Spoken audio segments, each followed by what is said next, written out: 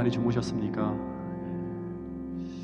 넷째 날이 밝았는데요. 이제 절반이 지나갑니다.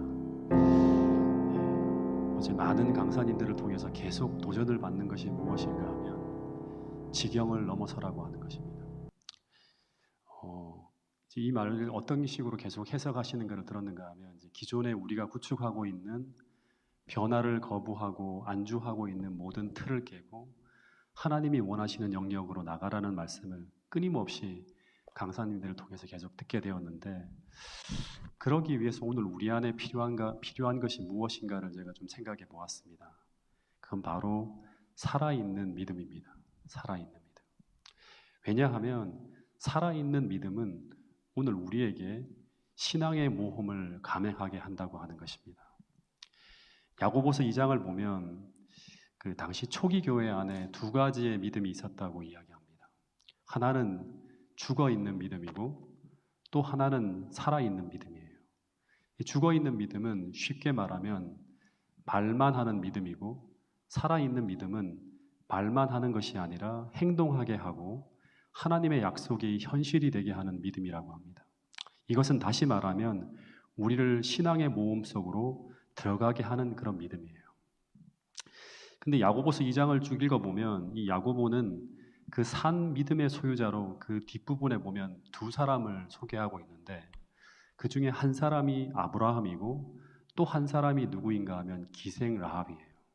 오늘 저는 이 두 사람 중에 이 기생 라합의 믿음을 여러분들에게 소개하며 산 믿음이 무엇인지를 좀 생각해 보는 시간을 가지려고 합니다. 조금 기도하는 시간을 드리기 위해서 조금 빨리 달려가도록 하겠습니다. 여호수아 2장 1절부터 5절의 말씀을 보면 이스라엘 백성들이 꿈에도 그리던 이 가나안 땅을 정복하기 위해서 시딤이라고 하는 곳에 진을 칩니다. 그리고 정탐꾼 둘을 그 여리고성에 보내기로 결정을 하는데, 근데 이 정탐꾼 둘이 여리고성을 정탐하기 위해 들어가서 이 기생 라합의 집에 유숙했다고 하는 이야기가 나옵니다. 그런데 그러다 그만 이 두 사람을 수상히 여긴 사람에 의해서 발각이 되어서 왕의 명을 받은 군인들이 이 기생의 집으로 들이닥치게 되고, 그리고 이 정탐꾼들은 꼼짝없이 죽을 수밖에 없는 상황에 딱 놓여지게 됩니다. 근데 이 상황에서 뜻밖의 이 기생이 전혀 예상 밖의 행동을 하는데, 그것이 바로 이 낯선 사람들을 구하기 위해서 거짓말을 치는 거예요. 그리고 이 정탐꾼을 구해준 대가로 여리고성이 무너질 때 알려준 대로 붉은 줄을 내리고 이 여자가 구원을 받습니다. 이것이 여인의 기록에 대한 전부예요. 근데 여러분, 이 여자의 행적이 여러분들에게 어떤 교훈이나 감동을 줍니까? 저는 처음 읽었을 때 별로 감동이 되는 것을 좀 느끼지 못했어요. 왜냐 그러면 거짓말을 치는 것도 그렇고 뭔가 연약한 모습 이런 것들만 보이는데, 이 여인의 행적이 왜 산 믿음을 대표하는 그런 것으로 이 야고보가 이야기했을까 생각을 해보게 되었습니다. 근데 그 이유는 놀랍게도 이 별 볼 일 없는 이 여자의 이름이 거기만이 아니라 히브리 11장에 보면 그 기라성 같은 믿음의 영웅들만 등장하는 그 믿음의 반열에 이 여자의 행적과 함께 그 이름이 적혀 있다고 하는 것입니다. 여러분, 히브리서 11장 31절을 한번 읽어볼게요. 이 구절은 히브리 11장 31절 시작. 믿음으로 기생 라합은 정탐꾼을 평안히 영접하였으므로 순종하지 아니한 자와 함께 멸망하지 아니하였도다. 이 히브리 11장을 쭉 보면 처음에 믿음의 영웅으로 등장하는 사람이 아벨, 그 다음이 에녹, 노아, 아브라함, 이삭, 야곱, 요셉, 모세가 나와요. 전부 그 시대를 대표하는 믿음의 사람들의 기록이 쭉 올려져 있어요. 그러다가 갑자기 이 장에 이 모세 다음이에요. 이들과 전혀 어울리지 않는 기생 라합의 이름이 딱 나타나는 거예요. 더 놀라운 것은 이 여자는 어떤 사람인가 하면 이스라엘 민족이 아니죠. 이방인입니다. 그것도 어디 살고 있는 사람인가 하면 멸망 직전에 가장 사악한 동네인 여리고성에 사는 주민이었어요. 더하여 이 여인의 직업이 기생이라고 번역해 놓았는데 실제 헬라어로 할롯이라고 하는 단어는 매춘부예요. 그 창녀를 말합니다.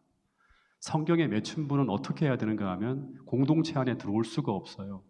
돌로 쳐 죽여야 될 여자입니다.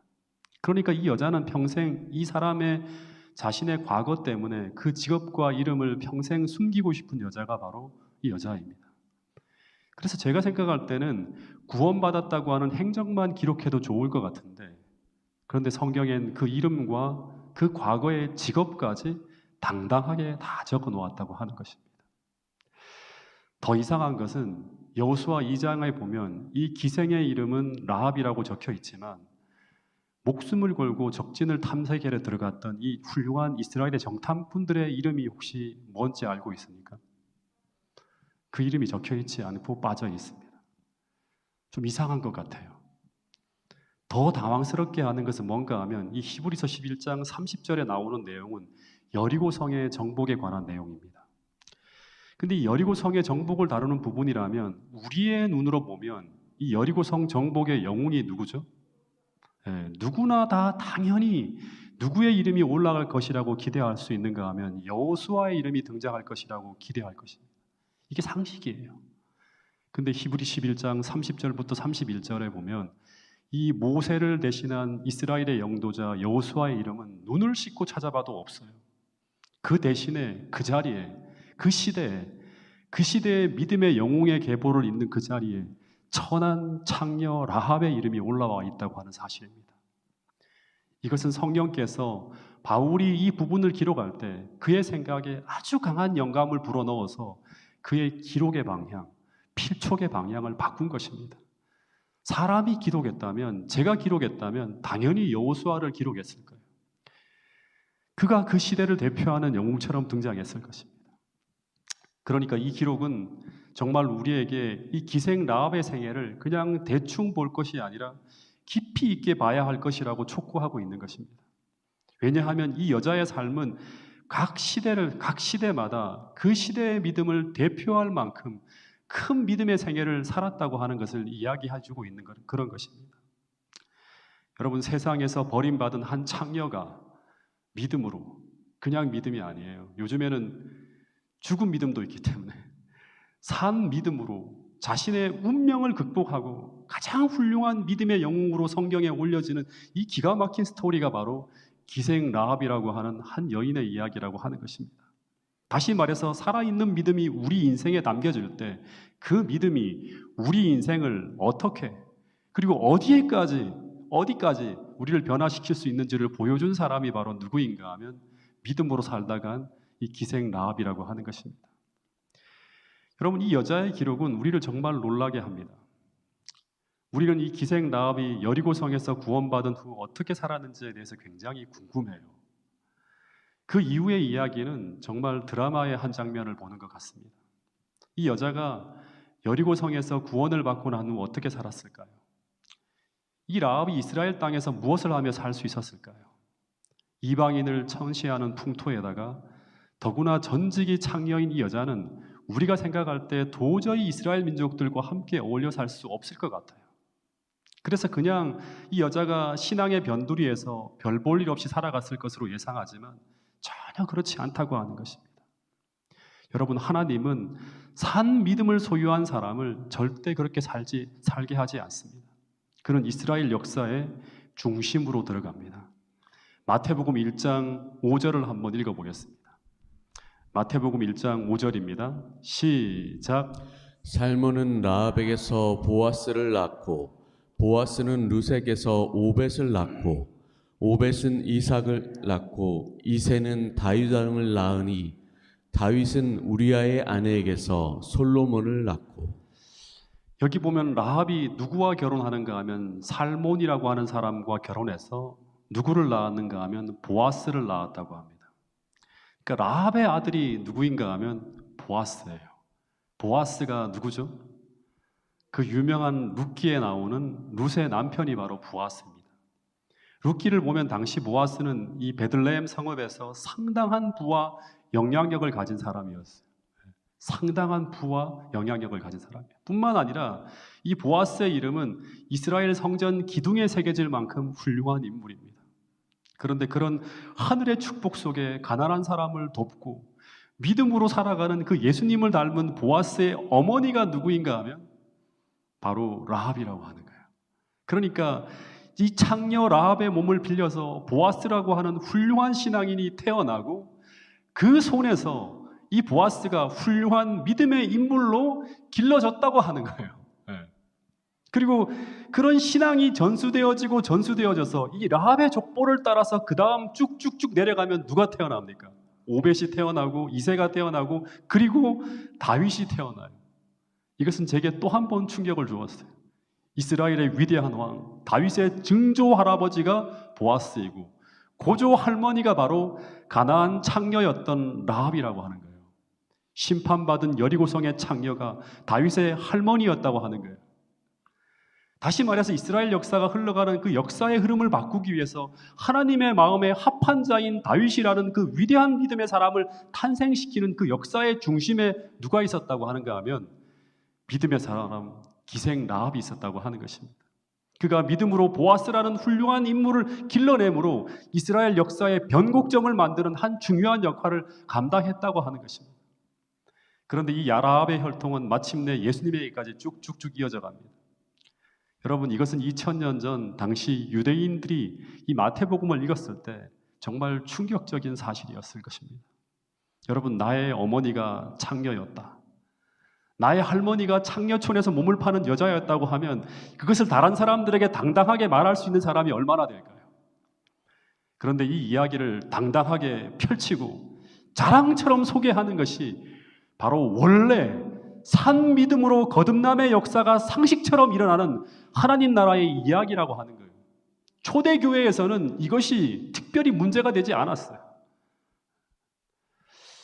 제 아버지의 고향이 경북 문경군 삼북면 서중리 181번지가 제 아버지의 고향이자 제 호적이 있는 곳의 주소예요. 그곳이 제 뿌리입니다. 우리 집은 아주 뿌리 깊은 유대교 집안이었어요. 그래서 고조 할머니 제사까지 저희 집에서 지내는데, 근데 아버지께서 명절 때나 제삿날이 되면 집안 어른들의 삶을 가끔씩 이야기해 주셨어요. 근데 그 이야기를 쭉 듣고 있으면 제가 정말 훌륭한 조상들의 피를 물려받았다는 생각이 저절로 들 만큼 가슴 뿌듯한 그런 어떤 생각이 들어요. 왜냐하면 좋은 것만 다 이야기해 주시기 때문이에요. 그래서 늘 아버지는 당신의 할아버지께서 제일 전성기 때 이야기를 해요. 제겐 증조 할아버지죠. 그 할아버지의 호가 매산이라고 하는 그런 이야기를 하시면서 당시 경북 문경 그 일대 최고의 문벌이었고 돛대 양반이었고 우리 집안이 명문가였다고 하는 그 이야기를 귀에 따갑도록 술을 드시면 더 반복적으로 저희 귀에 들려주세요. 뿐만 아니라 아버지는 툭하면 대동보라고 하는 족보책을 들고 오셔서 그걸 이제 보따리에서 풀어갖고 증조, 고조, 5대 할아버지 때까지 이야기를 쭉 말씀해 주십니다. 우리 집안이 살고 있던 그 동네가 반곡이라고 하는 동네인데 그 동네 이야기까지 쭉 곁들이면서 그 점촌 일대 그 모든 밭이 다 우리 집안의 밭이었다고 하면서 쭉 이야기를 해요.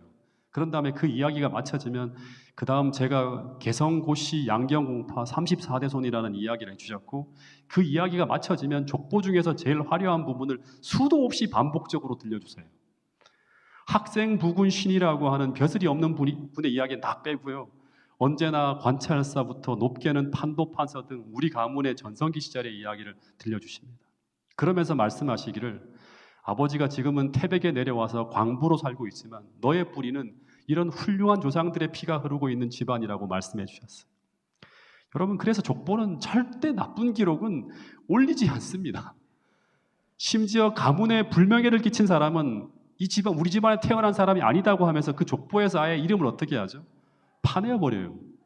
왜냐하면 후손들이 그 영향을 받을까 봐 겁이 나는 거예요.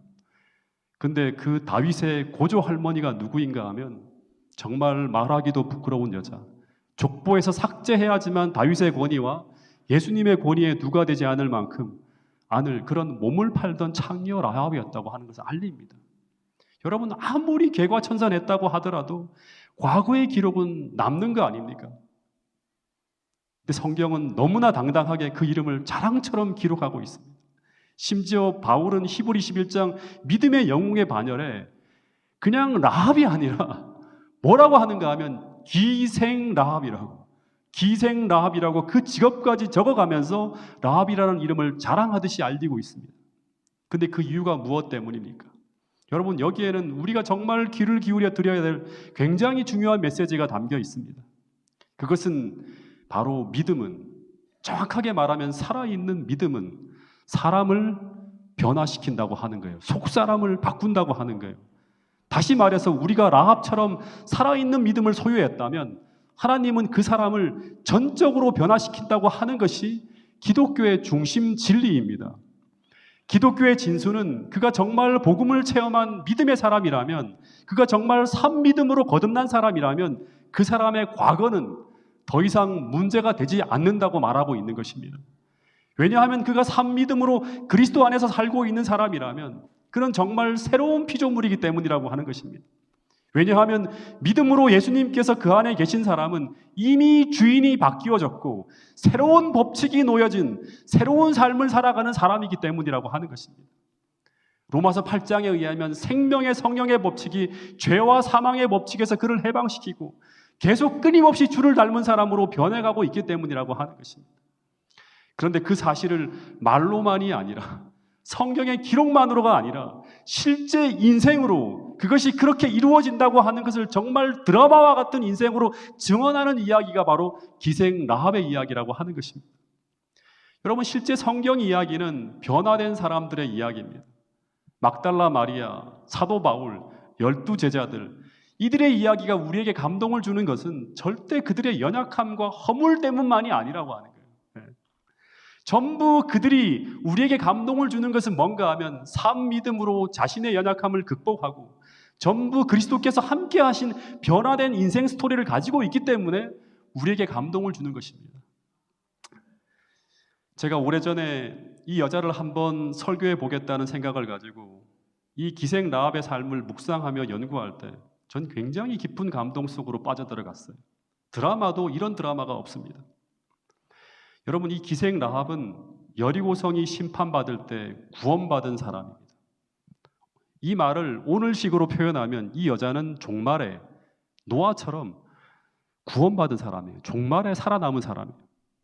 마치 계시록 7장에 네 천사의 바람이 불기 전에 온 세상의 모든 생명체들이 해를 당하기 직전 그때 누가 살아남는가 하면 인받은 사람들이 살아남는 것처럼 이 기생 라합은 여리고성에 하나님의 심판이 진행될 때 그때 살아남은 자를 예표하는 사람이 바로 누구인가 하면 기생 라합입니다. 여러분, 여리고가 어떤 동네죠? 또 한 번 상기해 봐야 돼요. 악의 잔이 차고 넘쳐서 도저히 그대로 둘 수 없는 하나님의 심판이 결정되어진 동네가 바로 여리고성입니다. 그런데 그 동네에 살고 있던 이 라합이 어떤 사람입니까? 죄와 싸우며 몸부림치던 사람이었습니까? 그 마음에 벌어진 일은 모르지만 당시 라합의 모습은 성경의 내용을 그대로 읽어보면 이 여자는 거기서 뭐 하던 여자인가 하면 몸을 팔며 살던 창녀였다고 합니다. 그냥 하는 일만 생각하면 이 여자는 하나님의 구원과는 가장 먼 거리에 있는 그런 여자처럼 보입니다. 더 정확하게 말하면 구원받을 가능성이 거의 없는 그런 상태에 있는 여자처럼 보이는 거예요. 여러분, 한번 물어보겠습니다. 재림 직전에 환락가에서 몸을 파는 여인에게도 하나님의 구원이 있을까요?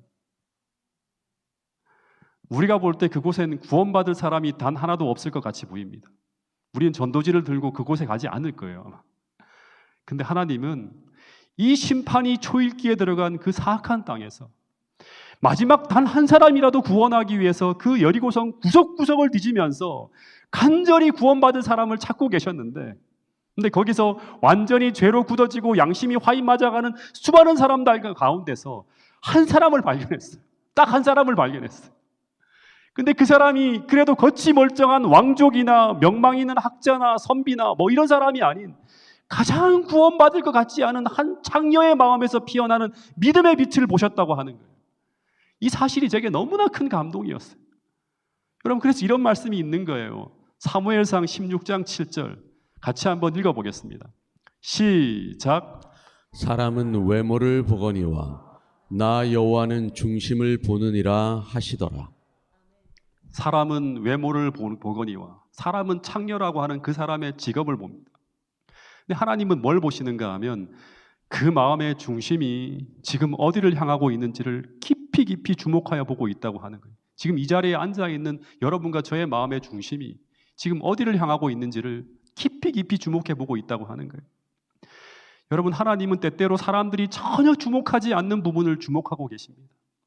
다시 말해 사람들은 전혀 희망을 볼 수 없는 곳에서 하나님은 희망을 보고 계시고, 사람들이 전혀 가능성을 찾을 수 없는 곳에서 하나님은 가장 위대한 가능성을 보고 계신다고 하는 거예요. 이 기생 라합의 삶을 통해서 가장 위대한 가능성을 하나님은 보셨다고 하는 거예요. 인간은 끝났다고 말할 때, 절망을 말할 때, 그때 하나님께서는 말씀하시기를 뭐라고 하는, 그렇지 않다고 하는 희망의 음성을 가지고 그에게 달려가고 있는 것입니다. 아무리 내 인생이 희망이 없는 절망적인 위치에 있다 하더라도 하나님은 거기서도 희망을 보시고 우리를 향해 찾아오시는 분이 바로 누구인가 하면 우리 하나님이라고 하는 것입니다. 여기서 정말 중요한 포인트 하나를 이제 여러분들에게 좀 말씀을 드릴 텐데, 여러분, 하나님이 정탐꾼을 왜 여리고성에 보냈을까요? 여러분, 나중에 여리고성은 절대 정탐꾼을 보낼 필요가 없는 싸움을 합니다. 여리고성은 어떻게 무너지죠? 그냥 밖에서 뱅뱅 돌면서 이렇게 돌다가 무너지는 거예요. 성내 상황에 대한 첩보가 전혀 필요 없는 전쟁을 하나님은 기획하셨어요. 그런데 하나님이 왜 쓸데없이 정탐꾼을 그 위험한 여리고성에 생명을 걸고 이 두 사람을 보내셨을까요? 그 이유는 오직 하나예요. 그것은 바로 이 기생 라합을 구원하기 위해서입니다. 이것이 제게 너무나 큰 감동이 되는 부분이었어요. 다시 말하면 하나님은 이 기생 라합의 믿음을 확인하기 위해서 정탐꾼을 보낸 것입니다. 더 정확하게 말하면 여리고성의 정탐이 아니라 이 기생 라합의 믿음을 정탐하기 위해서 정탐꾼을 보내는 거예요. 라합의 믿음을 확인해서 공의롭게, 거기서 어떻게 사람을 구원합니까? 온 우주가 난리가 날 거예요. 왜 그 여자에게 은총을 베풉니까? 온 우주가 난리가 날 거예요. 그를 공의롭게 구원하기 위해서 정탐꾼을 보낸 거예요. 그 이유 외에는 이유가 없어요. 그래서 어쩌면 이 모습은 재림 직전 하나님께서 구원받을 자를 찾는 재림전 심판의 한 표상이 바로 뭔가 하면 이 장면이에요. 하나님은 이 세상이 멸망하기 직전 오늘 이런 모습으로 여러분과 저를 구원하려고 하신다고 하는 사실을 기억할 수 있게 되기를 간절히 바라겠습니다. 오직 우리를 구원하기 위해서 우리 마음에 피어나는 그 하나의 희미한 믿음, 그 죄의 구렁텅이 속에서도 당신을 찾아 부르짖는 그 작은 마음 하나라도 놓치지 않고 찾아서 그 구원을 확증하는 일을 치기 위해 달려오시는 하나님, 전 이런 하나님을 이 여리고성이 멸망하는 이 장면을 통해서 보았어요. 단 한 영혼이라도 구원받을 영혼이 있다면 그 영혼을 구원하기 위해서 온갖 관심과 노력을 다 쏟아부으시는 하나님을 저는 보았어요. 여러분, 이것이 바로 조사심판이 진행되어지고 있는 오늘 우리를 향하시는 하나님의 모습입니다. 그래서 조사심판은 우리가 수도 없이 이야기하지만 우리를 정죄하기 위한 것이 아니라 바로 우리를 구원하기 위해서 행하시는 심판이라고 하는 것을 전 이 장면을 통해 보았습니다. 여러분, 얼마나 감동적입니까? 하실 일이 정말 많은 하나님이 이 한 여인을 구원하기 위해서 지금 여리고성의 공격을 지연시키고 이 여인의 구원이 확증될 때까지 기다리시는 분이 바로 우리 하나님이시에요. 마치 계시록 7장 사방의 바람을 붙잡은 천사들에게 그 바람을 놓지 말라고 하는 것처럼, 왜 바람을 놓지 말아야 됩니까? 입맞은 자의 수가 아직 차지 않았기 때문이라고 하는 거예요. 하나님 백성들이 아직 확증되지 않았기 때문에 하는 거예요. 하나님께서 기생 라합이라는 이 창녀 한 사람의 구원이 확정될 때까지 여리고성의 공격과 심판을 지연시키고 있는 거예요. 그 바람을 붙들고 있는 거예요. 그런데 이 모습이 바로 신약시대 요한복음에 나타난 예수님의 모습이에요. 사마리아 여인을 구원하기 위해 새벽부터 달려오시는 예수님의 모습, 요한복음 8장의 가늠한 여인을 구하기 위해 모든 노력을 다하시는 예수님의 모습이 바로 이 똑같은 모습이라고 하는 것입니다. 여러분, 그래서 이런 말씀이 있어요. 마태복음 12장 20절 말씀입니다. 같이 한번 읽어보겠습니다. 시작. 상한 갈대를 꺾지 아니하며 꺼져가는 심지를 끄지 아니하기를 심판하여 이길 때까지 하리니. 상한 갈대를 꺾지 아니하며, 상했다 하더라도 꺾지 않고 꺼져가는 심지를 끄지 아니하시기를, 다시금 불꽃이 타오를 수 있는 희망만 있다면 끄지 않으시는 거예요. 언제까지 하신다? 심판하여 이길 때까지, 그 구원이 확정될 때까지 하나님께서 끝없이 노력하신다고 하는 것입니다. 여러분, 그래서 우리는 이겨야 돼요. 이 예수님의 나를 향한 이 노력이 헛되지 않도록, 이 쏟아부어지는 이 은혜가 헛되지 않도록 우리는 믿음으로 주님의 손을 붙잡고 일어서야 하는 거예요. 그래서 계시록 2장에 보면 끝없이 이기는 자에게는 그런 말씀을 하고 있는 것입니다. 여러분, 우리 모두가 다시 한번 이 하나님의 은혜를 생각하면서 주님을 향해서 거듭나고 일어나는 여러분과 저가 될 수 있기를 간절히 바라겠습니다. 이 가나안 땅의 여리고성의 마지막 장면 속으로 좀 들어가 보면 하나님은 40년 동안 이 여리고를 구원하기 위해 복음을 전파하셨습니다. 이 전쟁 발발 40년 전에 이스라엘이 출애굽할 당시에 이집트를 초토화시키고 홍해가 갈라졌다고 하는 소문이 여리고성으로 흘러들어갑니다. 그리고 여리고성 주민들은 이 소식을 듣고 간담이 서늘해졌다고 합니다. 근데 그 하나님이 이제 머지않아서 이 악한 여리고성을 심판하기 위해서 점점 가까이 달려오신다고 하는 소식이 들려옵니다. 마치 오늘날 재림의 징조가 아주 무서이 펼쳐지는 것처럼 똑같은 상황이 벌어지고 있는 거예요. 그래서 이 이스라엘 백성들의 가나안을 향한 진군은 마치 이들에게 어떤 소식처럼 들려올 수 있는가 하면 하나님을 두려워하고 그에게 영광을 돌리라. 이제 심판하실 시간이 이르렀다고 하는 거예요. 회개하고 너희 죄에서 돌이키라고 하는 그런 기별처럼 이 이스라엘 백성들의 여리고를 향한 진군은 천지를 창조한 하나님이 이제 그 성을 심판한다고, 이 그 심판이 날에 다가오고 있다고 하는 것을 알려주는 신호였어요. 근데 이 성의 지도자들은 절대로 이 성은 난공불락의 성이며 멸망되지 않는다고 떠들어댔을 거예요. 그러니까 지키고 있는 거예요. 끝까지 방어하는 거예요.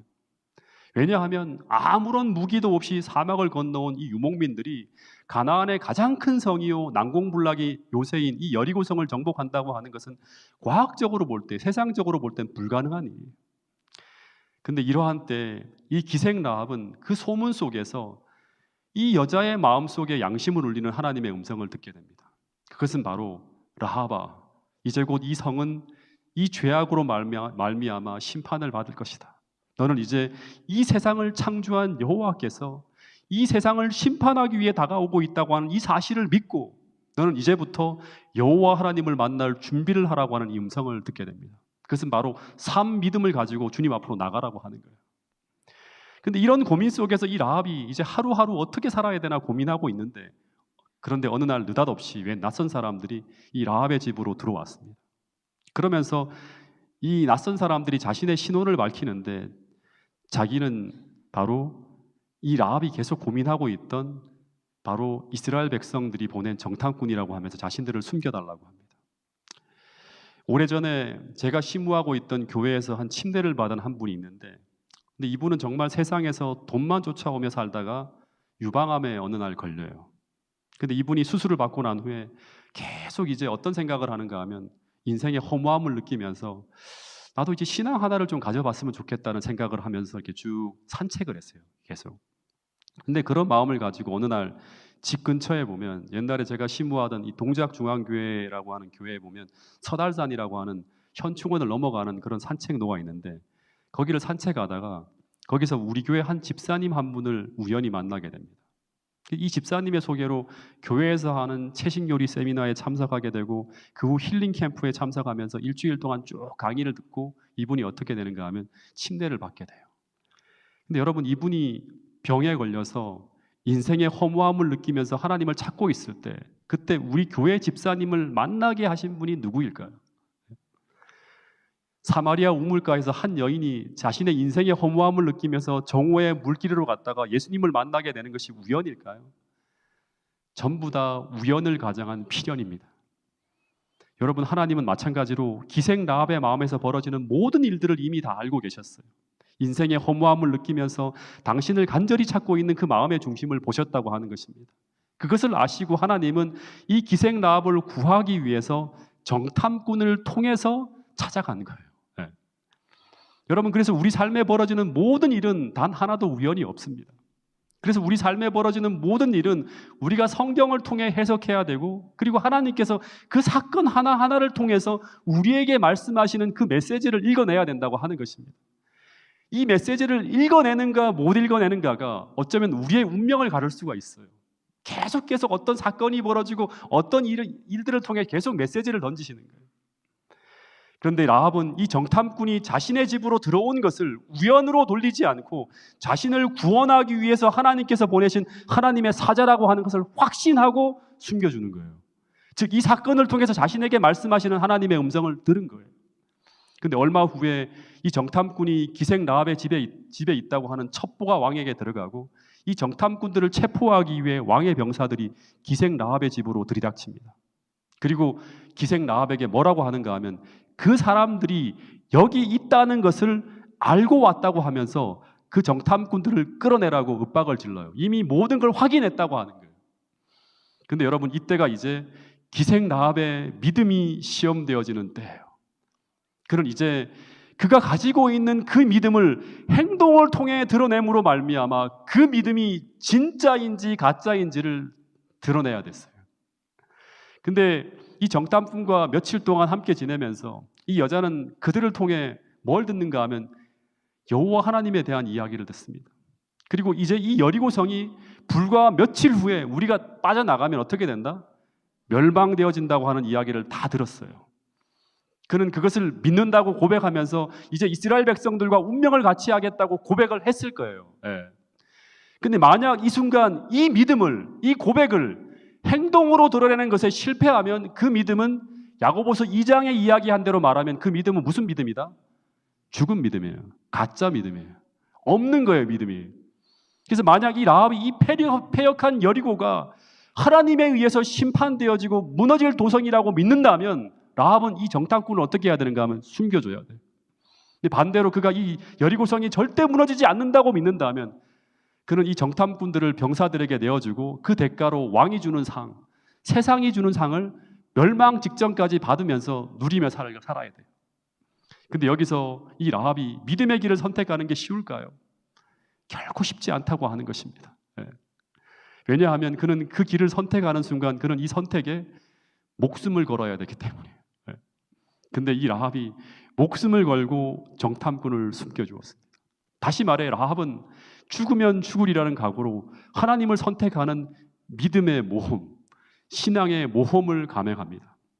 근데 이 라합의 이 행동은 성경이 아주 중요한 믿음의 모습으로 평가하고 있어요. 하나의 모델로. 즉, 이 라합의 이 행위를 야고보서 2장에서는 믿음의 조상 아브라함에게 필적하는 믿음으로 평가하고 있습니다. 야고보서 2장 25절을 같이 한번 읽어보겠습니다. 시작.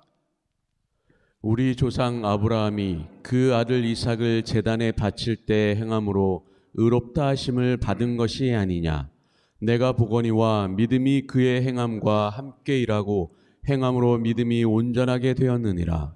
이에 성경에 이른바 아브라함이 하나님을 믿으니 이것을 의로 여기셨다는 말씀이 이루어졌고 그는 하나님의 벗이라 칭함을 받았나니 이로 보건대 사람이 행함으로 의롭다 하심을 받고 믿음으로만은 아니니라. 또 이와 같이 기생 라합이 사자들을 접대하여 다른 길로 나가게 할 때 행함으로 의롭다 하심을 받은 것이 아니냐. 영혼 없는 몸이 죽은 것 같이 행함이 없는 믿음은 죽은 것이 아니니라. 서두에서 언급한 것처럼 성경 야고보서 2장에 보면 이 야고보는 야고보서 2장에서 죽은 믿음과 산 믿음을 구별하면서 이 산 믿음을 소유한 자의 예로 단 두 사람을 언급하고 있습니다. 그 한 사람은 아브라함이고 또 한 사람은 기생 라합입니다. 근데 이 두 사람의 믿음의 공통적인 특징이 무엇인가 하면 그것은 바로 그가 믿는 그 믿음 속으로 자신을 던지는 신앙의 모험을 감행했다고 하는 것입니다. 아브라함은 하나님의 약속을 믿고 그가 편하게 살던 갈대아 우르를 떠나서 갈 바를 알지 못하고 말씀이 인도하는 곳으로 자신을 던지는 믿음의 모험을 감행합니다. 기생 라합도 그가 믿는 것에 자신의 생명을 던지는 믿음의 모험을 감행하는 것이에요. 그래서 참 믿음은 우리가 가보지 않은 길을 가게 합니다. 즉 신앙의 모험을 하게 한다고 하는 거예요. 익숙한 길, 편한 길이 아닌 신앙의 모험 속으로 우리를 들어가게 하는 거예요. 살아있는 믿음으로 신앙의 모험을 감행해 나갈 때 그때 우리는 그 믿음의 길에서 무엇을 보는가 하면 하나님의 약속이 성취되는 것, 즉 우리 하나님을 만나게 되는 경험을 하게 된다고 하는 것입니다. 여러분, 그래서 이 하나님의 명령 앞에 내 인생을 맡기고 그 말씀 속으로 내 인생을 밀어넣는 이 신앙의 모험을 하지 않고서는 어느 누구도 신앙의 역사가 실제라고 말할 수 없어요. 이 말은 어느 누구도 신앙의 모험을 감행하지 않고서는 하나님을 만날 수 없다고 하는 거예요. 살아있는 믿음은 신앙의 모험을 감행하게 만드는 거예요.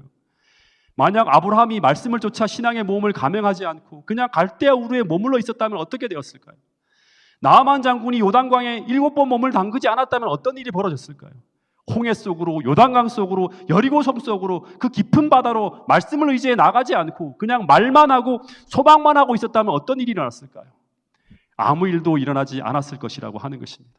이삭은 태어나지 않았고, 문둥병은 낫지 않았고, 홍해는 갈라지지 않았고, 요단강이 마른 땅으로 변하지 않았고, 여리고성은 무너지지 않았고, 그 엄청난 어획고가 올라오는 그런 일들이 다 벌어지지 않는 거예요. 여러분, 성경의 역사는 전부 이런 한 번도 가보지 않은 길을 향해 산 믿음을 가지고 믿음의 모험을 감행해 나가는 산 믿음을 통해서만이, 살아있는 믿음을 통해서만이 경험되어질 수 있는 것이라고 하는 것입니다. 여러분, 성경 야고보서는 세상엔 죽은 믿음과 산 믿음이 있다고 그 믿음을 구분짓고 있는데, 죽은 믿음은 어떤 믿음인가 하면 한마디로 하면 움직이지 않는 믿음을 말해요. 말만 하는 믿음을 말한다고 합니다.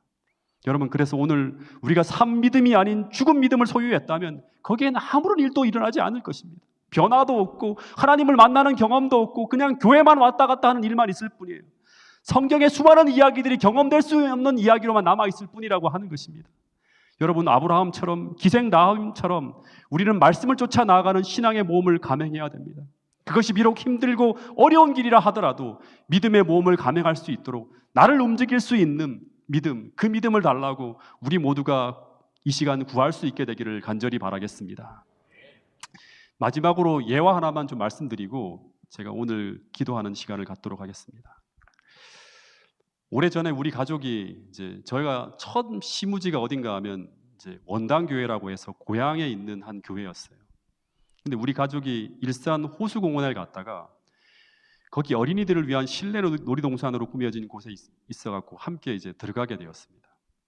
근데 키즈랜드라고 하는 곳이었는데, 근데 거기 굉장히 높은 고무풍선으로 된 슬롭 미끄럼틀이 있었는데 높이가 한 30m 정도 되는 것 같아요. 되게 높은 거였어요.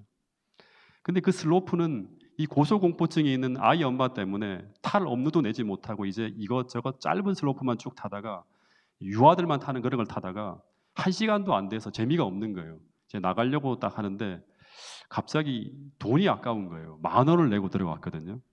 그래서 갑자기 사모가 저거 한번 타고 가자고 그러는 거예요. 2007년 당시에 1인당 10,000원씩 내고 들어갔기 때문에 굉장히 큰 돈을 내고 지불하고 들어간 거예요. 돈을 그 정도 하고 잠깐 타고 나오려고 하니까 너무 아까운 거예요. 그래서 저 긴 슬로프를 좀 타야지만 그래도 돈 낸 만큼의 뭔가를 뽑을 수 있다 생각을 하면서 그걸 타자고 하는 거예요. 근데 제가 농담하는 줄 알고 그냥 가려고 했어요. 왜냐하면 아내가 그런 높은 데 올라가면 안 된다는 걸 제가 알고 있기 때문에. 근데 계속 저한테 출구 쪽으로 나가는데 저거 한번 타보고 돌아가자고 계속 말하는 거예요. 제가 제 아내에게 당신은 저거 못 탈 거야, 그냥 가자 하면서 그랬더니 아니야, 탈 수 있어 그러는 거예요. 몇 번이고 되물었어요. 진짜 탈 수 있어? 정말 탈 수 있어? 후회하면 안 돼. 계속 말했는데 탈 수 있다고 하는 거예요. 그래서 절대 후회하지 말라고 한 후에 아이들과 함께 그 긴 슬로프 쪽으로 올라갔어요. 끼어 하나하나 올라가는데 고무풍선 계단을 타고 올라가는데 올라갈 때는 너무나 신나하는 거예요. 아이들도 신나고 아내도 신났어요. 이제 뭔가 제대로 타고 싶은 거 탄다고 하면서. 근데 다 올라가서 정상에서 밑을 내려보는데 순간 난리가 났어요. 갑자기 아이 엄마가 패닉 상태가 들어오더니 어떻게 할지를 몰라 저 팔을 잡고 당황하기 시작하더니 여보, 세상이 빙빙 돈다 하는 거예요. 조금 지나니까 나 죽어도 못할 것 같아 하면서 다시 계단으로 내려가자고 하는 거예요. 근데 이 당시 고무풍선으로 된 슬로프는요, 계단이 계속 올라오는 길만 그쪽에 있지 그쪽으로 못 내려가요. 계단이 좁아서. 한번 올라왔으면 내려가는 것은 미끄럼틀 타고 내려가야지 계단으로 내려갈 수가 없게 되어 있어요. 제가 아내를 붙들고 너무 창피해서 죽겠다 하면서 여기까지 왜 왔는데 왜 그러냐고 하면서 그냥 제발 눈을 감고 뛰어내리라고, 잠깐이면 된다고, 잠깐만 고통당하면 끝난다고, 절대 죽지 않는다고 하면서 계속 설득을 했어요. 그랬더니 계속 아내가 내가 왜 여기 올라왔지, 어떻게 하지 하면서 계속 사람들의 길을 막고 당황해하며 움직이지 못하고 있었어요. 근데 사람들이 계속 뒤에서 밀리는 거예요. 그리고 앞에서는 꼬맹이들이 다 큰 아주머니가 무서워하니까 막 깔깔거리고 웃다가 신나게 내려가는 거예요. 마치 우리도 해요, 우리도 이거 할 수 있어요 하면서 막 내려가는 거예요. 그러다 갑자기 그것을 보는 순간 아내가 무슨 생각을 했는지 눈을 꼭 감고 그냥 슬로프에다 몸을 맡기고 뛰어드는 거예요. 잠시 후에 죽는다는 비명소리가 들려오는데 그 비명소리가 얼마나 큰지 심상치가 않은 거예요. 살려달라고 하면서 고래고래 소리를 지르더니 갑자기 탁 밑에 내려가더니 아무 소리도 들리지 않는 거예요. 제가 깜짝 놀라갖고 혹시 심장마비나 쇼크로 기절하지 않았을까 하는 생각에 바로 슬로프를 타고 내려갔어요. 그리고 밑에서 아내의 얼굴을 보면서 괜찮냐고 물어보는데, 그런데 완전히 사색이 되어 있을 것으로 생각했는데 그 얼굴을 보는데 정반대, 너무나 행복해서 너무나 즐거워서 어쩔 줄 몰라 하는 거예요. 더 놀라운 것은 그 고소공포증이 있는 그 사람이 그 슬라이딩이 너무 즐겁고 재미있어서 다시금 슬로프를 타기 위해 또 올라가는 거예요. 여러분, 뛰어들기 전에는 불안하고 갈등이 일고 두려움이 몰아치지만 일단 마음을 확정하고 믿음의 세계로 모험을 감행한다면 그 다음은 하나님께서 전적으로 책임지는 멋진 영적 경험이 펼쳐진다고 하는 것입니다. 주님은 말씀하시기를 다른 거 생각하지 말고 먼저 너희는 그의 나라와 그의 의만 구하라고, 지금 너가 가야 될 길, 지금 이 시간 너가 해야 될 일만 생각하고 뛰어들라고 하는 것입니다. 그러면 나머지 모든 일들은 주님이 책임을 지신다고 하는 것입니다. 여러분, 하나님이 함께 하시는 행복과 기쁨을 체험하고 싶습니까? 정말 신앙의 기쁨을 한번 경험해보고 싶습니까? 그러면 여러분의 인생을 던져보시기 바랍니다. 말씀의 길로 그 믿음의 공식 속으로 여러분의 삶을 하나님께 맡기고 던지시게 되기를 간절히 바라겠습니다. 그런데 그럴 수만 있다면 성경은 오늘 우리에게 이런 약속을 주고 있어요. 그렇게 살 수만 있다면 우리도 기생 라합처럼 성경의 주인공이 될 수 있다고. 더 이상 멸망받아 사라져야 될 비천한 여리고성의 기생의 삶이 아니라 지경을 넘어서 이스라엘 민족을 구원할 왕을 탄생시킬 위대한 어머니로서의 삶으로 변화되어질 것이라고 말하고 있는 것입니다. 여러분, 우리 모두 산 믿음을 가지고 살아서 여러분의 삶의 좁은 지경을 넘어서 주님이 오시는 그날 꼭 왕의 길을 예비하는 저와 여러분이 될 수 있기를 간절히 바라면서 오늘 말씀을 줄이도록 하겠습니다. 기도하겠습니다. 하늘 아버지, 이 새벽 또다시 우리를 기도의 자리로 불러주시고 말씀을 들을 수 있는 자리로 인도하여 주셔서 감사합니다. 오늘 기생 라합을 통해 교훈하여 주신 그 산 믿음을 오늘 우리 모두가 소유할 수 있도록 인도하여 주시옵고, 오늘 우리에게 주신 그 수많은 약속과 명령을 따라서 우리가 지금 그 자리에 그냥 머물러 있기만 하는 것이 아니라 기생 라합처럼 산 믿음으로 순종하여서 신앙의 모험을 감행할 수 있는 우리 모두가 되게 하여 주시옵소서. 그래서 우리의 지경을 넘어서 믿음의 모험을 감행하며 그 새롭고 낯선 영역을 향해 하나님을 의지하여 달려나갈 때 사도행전에서 펼쳐졌던 그 약속이 현실로 되어지는 놀라운 경험을 우리 모두가 할 수 있는 인생 되게 하여 주시옵소서.